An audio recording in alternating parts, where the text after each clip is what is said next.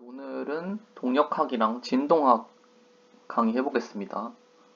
먼저 이제 공식을 한번 빠르게 살펴보면 등가속도 운동 공식, 자유낙하 운동 공식, 포물선 운동의 공식들, 인공위성이랑 곡선 운동 관련 공식, 거기서 법선 가속도랑 선속도가 나오고 또 충돌과 반발 계수에 대한 공식, 그러면서 이제 운동 방정식에서 기본적으로 뉴턴의 법칙 FMA랑 마찰력 가져가셔야 되고, 일과 에너지에서 이제 운동 에너지랑 위치 에너지, 그리고 회전 운동 할 때 여러 가지 관성 모멘트 2분의 1 mr 제곱이라든지 12분의 1 ml 제곱, j 오메가 제곱, 그리고 이제 진자 운동으로 넘어가서 각진동수랑 고유진동수, 그다음 주기, 그것이 단진자인지 막대진자인지, 그러면서 운동량 방정식에서 이제 충격량 공식 하나 가져가시고, 진동으로 넘어가셔서 기본 모델이 되는 xt 값, 그리고 거기에서의 고유진동수랑 고유각진동수, 그리고 거기서 주기랑 속도 방정식이랑 가속도 방정식이 어떻게 되는지, 그리고 임계 감쇄값, 그리고 감쇄 B, 감쇄 고유 진동수와 고유각 진동수. 용어가 굉장히 헷갈리는데 다 나오기 때문에 아셔야 됩니다. 마지막으로는 감쇄할 때 초임계 감쇄랑 부족 감쇄, 그러면서 전달률까지 이렇게 공식이 있습니다. 그리고 계산 문제집도 제가 만들고 있는데, 간단하게 등가속도 운동을 쓰고 수직 자유낙하 운동, 또 포물선 운동이랑 법선 운동, 뉴턴의 법칙이랑 마찰력을 활용한 계산, 보르레랑 일과 에너지, 이런 것들을 넣어서 만들고 있습니다. 자, 그래서 오늘 해볼 거, 제 동력학 이론부터 보시면 곡선 운동 및 가속도 성분에 대한 설명인데요. 접선 가속도는 속도의 크기 변화율을 나타내며 속도 벡터가 나란하다. 그리고 법선 가속도는 이러이러하다. 또한 곡률 반경이 일정할 때 속도가 2배가 되면 법선 가속도의 크기가 어떻게 될지, 질점이 일정한 속력으로 원운동을 하는 경우 가속도의 크기가 0인가? 또는 직선 경로를 따라 이동하는 질점의 경우 법선 가속도가 0인가? 정답은 4번인데, 원운동을 할 때는 방향이 계속 변화하기 때문에 법선 가속도가 존재해서 전체 가속도가 0이 아니다. 결국 저희가 속도와 속력을 구분할 줄 알아야 됩니다. 원운동을 하기 때문에 일정한 속력이지만 속도 값이 들어간다는 거. 다음은 이제 질점과 강체에 대한 설명인데요. 읽어보시면 질점이 뭔지, 또는 강체를 언제 쓰는지. 질점은 병진운동, 회전운동을 모두 고려하는가? 답은 4번인데, 질점, 말 그대로 형상이 없는 점이기 때문에 병진운동만을 고려하는 겁니다. 넘어가서 강체의 평면운동 분류. 그래서 병진운동, 고정축 회전운동, 일반 평면운동, 곡선 병진운동, 일반 평면운동 시에 임의의 순간 속도가 0인 점이 존재하는지, 또는 가속도를 먼저 구해야 되는지. 당연히 아니겠죠? 순간 속도가 0이 되는 지점을 순간 중심이라고 하며 가속도도 먼저 구할 필요가 없습니다. 넘어가서 뉴턴의 운동 법칙, 제1법칙, 2법칙, 3법칙이 있는데요. 1법칙은 알짜힘이 0일 때 정지 올 등속 운동을 한다. 2법칙은 F는 ma에서 가속도의 방향은 합력의 방향과 항상 일치한다. 3법칙은 작용 반작용인데 크기가 같고 방향이 반대이며 동일한 물체에 작용한다. 이게 틀렸죠? 동일한 물체가 아니라 서로 다른 물체에 작용을 한다. 그리고 4번, 5번은 뭐 읽어보시면 될 것 같습니다. 다음은 직선 등가속도 운동에 대한 설명. 가속도가 일정하다는 것은 시간당 속도의 변화량이 일정하겠죠. 그리고 속도 시간 그래프를 그린 다음에 그 의미를 파악해보면 기울기가 가속도이고 아래 면적은 물체의 변이를 의미합니다. 가속도의 방향과 속도의 방향이 반대면 그럼 물체 속력이 감소하겠죠. 그래서 답이 4번이고 가속도 시간 그래프도 그릴 줄 알면 좋습니다. 그래서 등가속도 운동에서는 가속도가 일정하기 때문에 이 그래프가 시간축의 평행한 수평선으로 나타납니다. 자유낙하 운동에 대한 설명. 정답만 보면 자유낙하하는 물체의 가속도 방향과 운동 방향은 당연히 서로 같겠죠. 그래서 가속도와 운동 방향이 같기 때문에 속력 또한 계속 증가하는 것입니다. 포물선 운동에 대한 설명으로 가장 옳지 않은 것은 수평 방향으로 등속도 운동을 한다. 수직 방향으로는 가속도가 중력 가속도인 등가속도 운동을 한다. 발사각이 45도일 때 도달거리가 최대인지 어느 지점에서나 가속도의 크기가 방향이 일정할지 또는 질량이 클수록 수평 도달거리가 짧아질지 답이 뭘까요? 답은 5번인데 포물선 운동에서 이제 운동 방정식의 파라미터에 질량이 포함되지 않기 때문에 질량과 상관없이 초속도와 각도가 같다면 도달거리가 동일합니다. 다음은 이제 일과 에너지에 대한 설명입니다.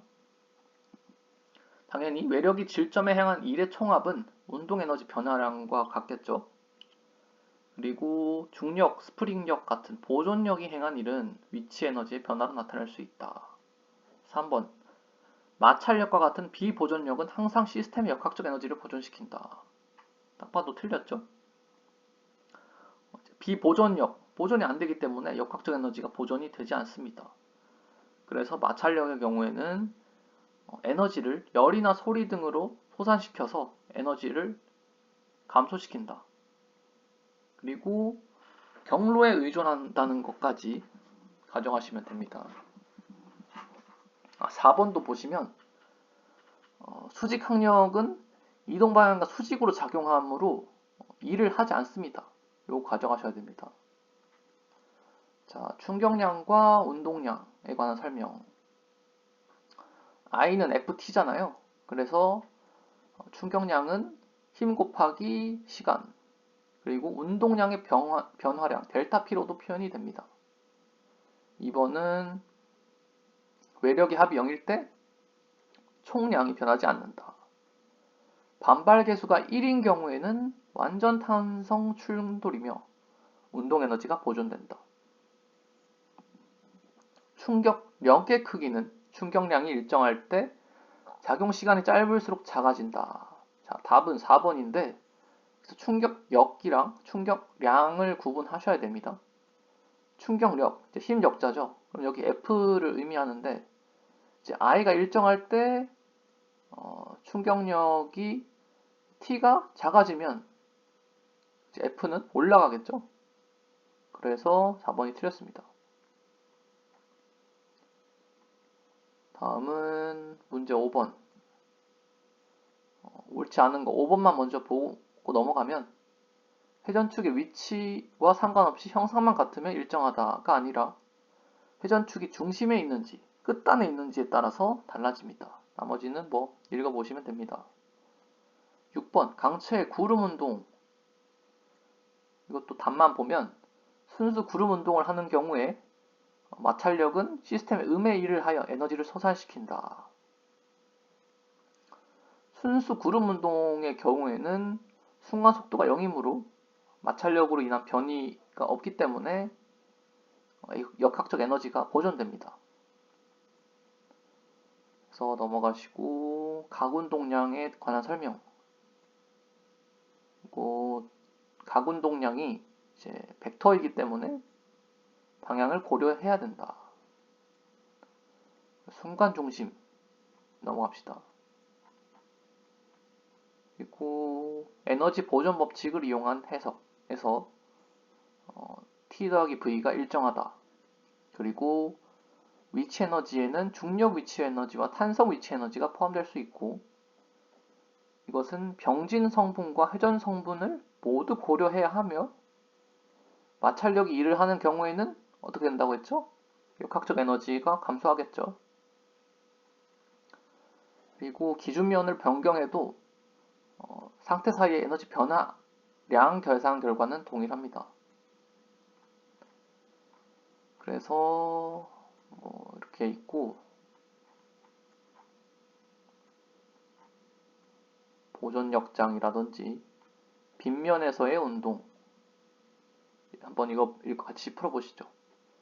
마찰이 없는 빗면에서 물체가 미끄러져 내려갈 때 가속도는 질량 크기와 상관없이 일정하다. 맞고 빗면의 경사각이 커질수록 빗면 수직 성분이 작아지므로 수직 항력의 크기가 감소한다. 이것도 맞고 빗면의 경사각이 커질수록 중력의 빗면 평형 성분이 커지므로 내려가려는 가속도의 크기도 증가한다. 이것도 맞고 자, 답은 4번인데 마찰이 있는 빗면에서 물체가 정지해 있다면 알자의 힘의 합은 중력의 크기와 같다.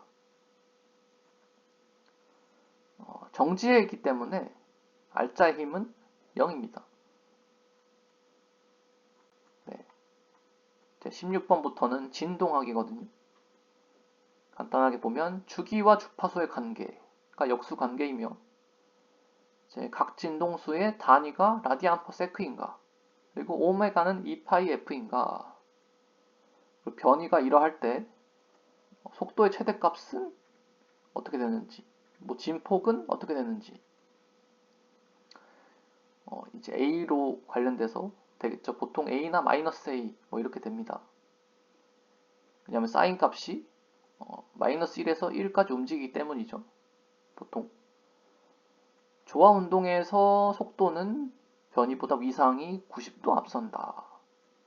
그리고 가속도는 변이보다 위상이 90도 앞서며 방향은 변이와 나란하다. 이거는 좀 암기를 하셔야 되는데 가속도는 변이보다 위상이 180도 앞서며 혹은 뒤처지며 방향은 변이와 항상 반대를 향한다. 다음에 1자유도 비감세 자유진동의 설명에 관한 것인데 고유진동수는 강성의 제곱근에 비례한다. 2번은 시스템의 질량의 제곱근에 반비례한다. 이제 고유진동수가 루트 n분의 k잖아요. 그걸 써놓고 이제 보시면 됩니다. 그래서 초기 변이나 초기 속도와 같은 초기 조건을 크게 할 때 고유진동수가 커지나. 자, 답이 3번인데 루트 n분의 k의 파라미터에 이제 m과 k만 있고 다른 초기 조건이 영향을 미치지 않기 때문에 3번이 틀렸습니다. 4번은 병렬, 등가 스프링, 그리고 5번도 처짐이 작을수록 진동수가 높아진다. 이것도 읽어보시면 될 것 같아요. 다음은 점성 감쇄와 감쇄비에 따른 분류인데요.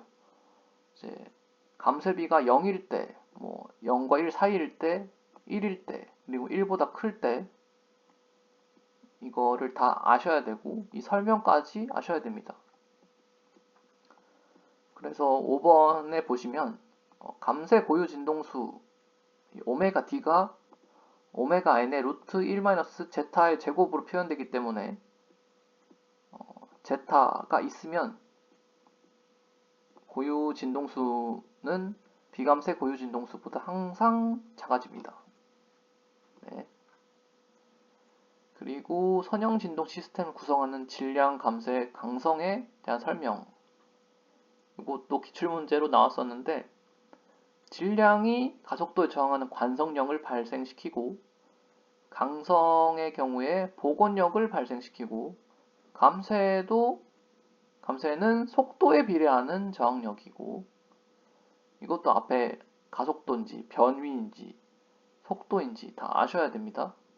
그리고 관성력은 당연히 F는 MA로 표시되니까 맞겠고 5번이 강성력이 감쇄가 없는 시스템에서 진동을 멈추게 하는 주된 요인이며 진동 주기가 길어질수록 강성의 크기가 항상 증가하냐. 이거는 강성이 아니라 감쇄입니다. 직접적인 진동 주기와의 관계를 갖는다고 보기 어렵기 때문에 강성이 커지면 보통 고유 진동수가 높아져서 주기는 짧아집니다. 루트 n분의 k 쓰시고 한번 생각을 해보시면 됩니다. 다음은 대수 감소율에 관한 설명. 1번이 이제 뭐 정의구, ln의 로그 씌운 거.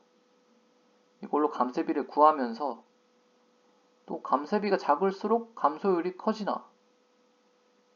이제 식을 써놔야 돼요. 식을 쓰고 보시면 감쇄비가 작아질수록 감소율도 작아집니다.